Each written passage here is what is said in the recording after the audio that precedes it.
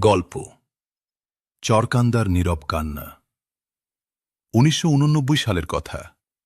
নরসিংদী জেলার পাশে ছোট্ট একটি গ্রাম চরকান্দা। চারদিকে ধানের ক্ষেত, মাঝখানে মাটির রাস্তা, সন্ধ্যা হলে কেরোসিনের কুপির আলো জ্বলে উঠত। এই গ্রামেরই ছেলে জাহিদ, খুব গরিব কিন্তু সৎ আর শান্ত স্বভাবের। আর একই গ্রামের মেয়ে শিউলি। নদীর ঘাটে পানি আনতে গেলে প্রায়ই তাদের দেখা হতো। প্রথমে শুধু হাসি, তারপর ধীরে ধীরে সেই হাসি বদলে যায় ভালোবাসায়। একদিন বিকেলে নদীর ধারে বসে জাহিদ বলেছিল, শিউলি, যদি তোমাকে না পাই আমার জীবনটা নরক হয়ে যাবে। শিউলি কাঁদতে কাঁদতে বলেছিল, আমি তোমাকে ছেড়ে কোথাও যাব না। কিন্তু সেই সময় গ্রামের সমাজ ছিল নির্মম। শিউলির বাবা ছিলেন গ্রামের প্রভাবশালী মানুষ। গরিব ছেলের সাথে মেয়ের প্রেম তিনি কোনোভাবেই মেনে নেননি। ১৯৯০ সালের শীতের এক সকালে খবর এলো শিউলির বিয়ে ঠিক হয়েছে দূরের এক ধনী ব্যবসায়ীর সাথে। সেদিন রাতে জাহিদ পুরো গ্রাম ঘুরে বেড়িয়েছিল। নদীর ঘাটে বসে সে শুধু বলছিল, শিউলি, তুমি কথা দিয়েছিলে। বিয়ের দিন শিউলিকে পালকিতে তুলে নিয়ে যাওয়া হচ্ছিল। দূরে দাঁড়িয়ে জাহিদ দেখছিল।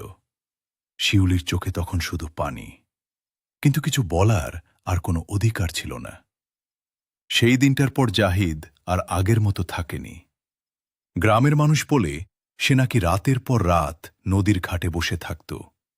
কেউ কাছে গেলে সে শুধু একটা কথাই বলতো, ভালোবাসা যদি সত্যি হয় তাহলে তাকে হারানো মানুষকে জীবিত রেখেও নরকের জীবন দেয়।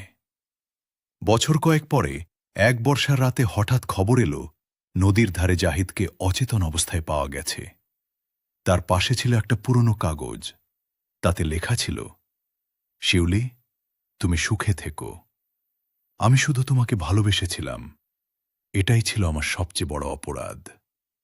আজও চরকান্দা গ্রামের মানুষ বলে, বর্ষার রাতে নদীর ধারে গেলে কখনো কখনো মনে হয় কেউ যেন দীর্ঘশ্বাস ফেলছে। আর যারা সেই দীর্ঘশ্বাস শুনেছে তাদের চোখে অজান্তেই পানি চলে আসে।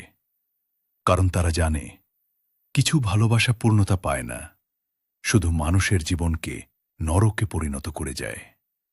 আমাদের চ্যানেলের কোনো গল্পটি আপনাকে পুরনো দিনের কথা মনে করিয়ে দিয়েছে, অবশ্যই কমেন্ট করে জানাবেন। যদি আপনার পছন্দের গল্প থাকে তাহলে অবশ্যই কমেন্টে নাম জানান। আমরা চেষ্টা করব আপনার পছন্দের গল্পটির ভিডিও নিয়ে আসতে। ধন্যবাদ।